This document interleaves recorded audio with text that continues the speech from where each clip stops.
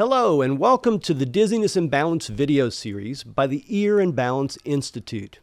I am your host, Dr. Jared Gianoli, and I am a board-certified neuro-otologist.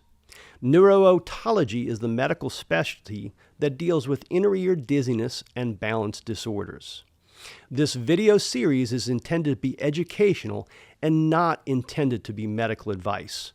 For individual medical advice, please speak with your own physician. Hi, in this segment, we're going to talk about something called aural fullness, and that's aural spelled A-U-R-A-L, and it's referring to the ear. This is something that is often referred to as a pressure sensation in the ear or feeling like your ear's blocked up. It's a symptom that I see frequently in my practice dealing with inner ear disorders, but there's a lot of different reasons for someone to have aural fullness.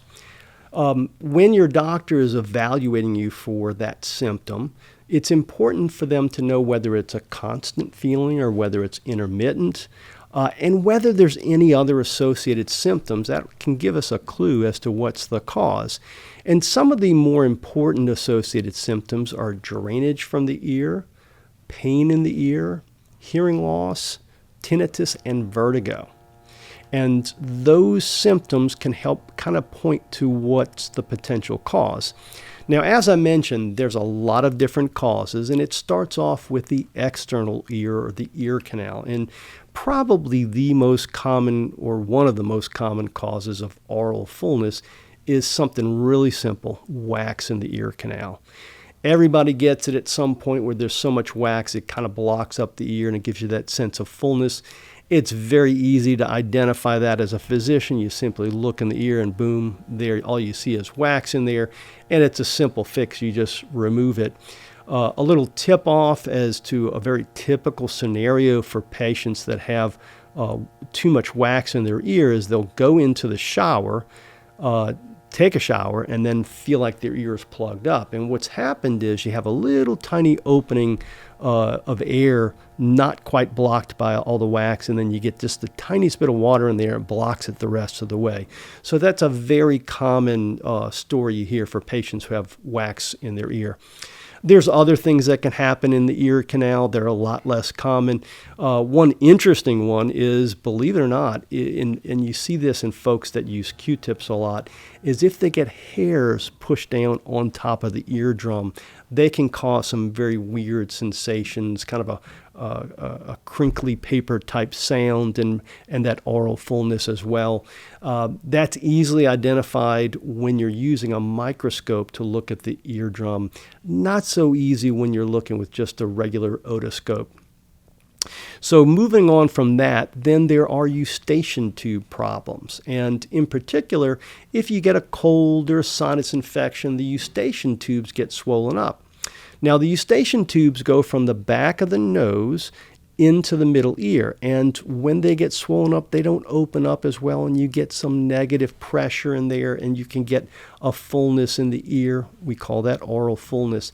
That's also an extremely common cause. Further on from that, some patients can develop acute ear infections like we see so often in children. That obviously can cause fullness, is often associated with pain.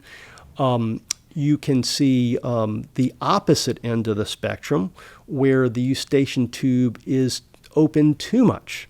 And we frequently see this in people who have lost weight suddenly. And given the America's recent indulgence in the medications such as Ozempic, losing weight very rapidly, some folks lose weight around the eustachian tube and it stays open. And these folks will have what we call patulous eustachian tubes.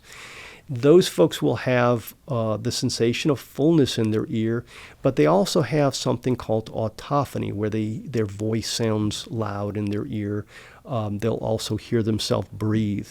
And some of these folks can be confused with patients who have third mobile window syndrome, which we have a video on that if you'd like to review that as well.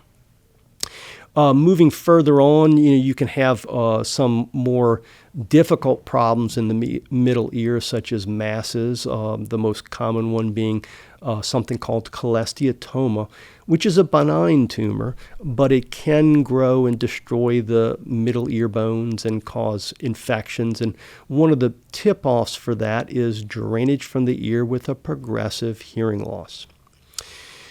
After the middle ear, then we get to the inner ear. And by far and away, the disorder you're going to come across that's linked to aural fullness the most is Meniere's disease. And again, we have a video on Meniere's disease that you can see in depth about that disorder.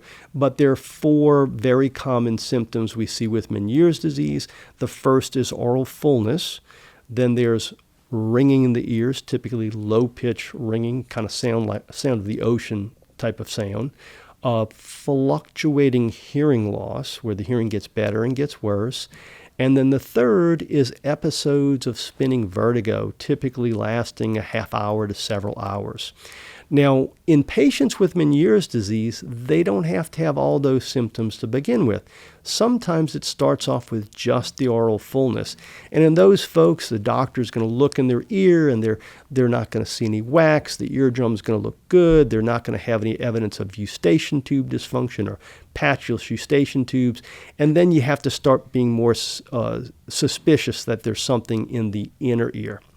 Another inner ear disorder that can commonly cause fullness or pressure in the ears are the whole category of third mobile window syndrome disorders. And we have 2 videos on that describing them. The one most commonly talked about is something called superior semicircular canal dehiscence.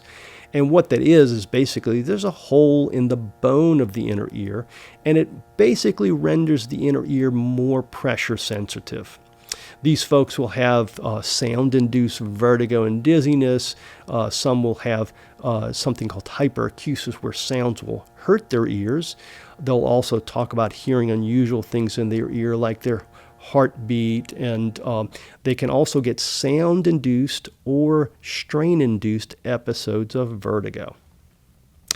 Next is moving on intracranially. There's a number of different intracranial processes that can cause fullness in the ears as well. Probably the most common one is increased intracranial pressure. And the symptoms from increased intracranial pressure can range from just fullness or pressure in the ears. It's as felt throughout the head, although sometimes it can feel more like in the ears. If it gets progressively worse, it will get progress to bad headaches, dizziness. It can also cause some visual problems, and in worst case scenarios, even blindness. So that's something important to get identified.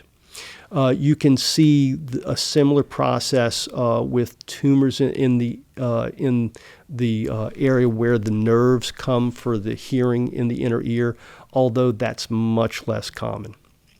And then the last category is something called referred otalgia.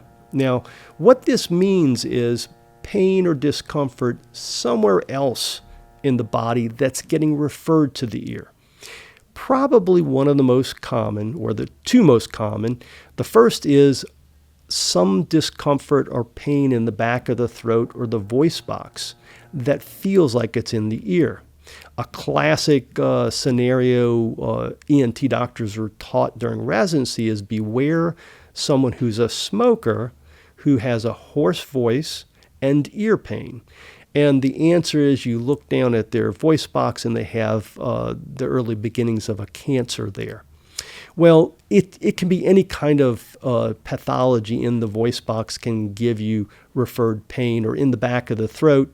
Very often, the week after a child has their tonsils removed, they'll complain of ear pain. And what it is the pain from the tonsillar bed is being felt in the ears.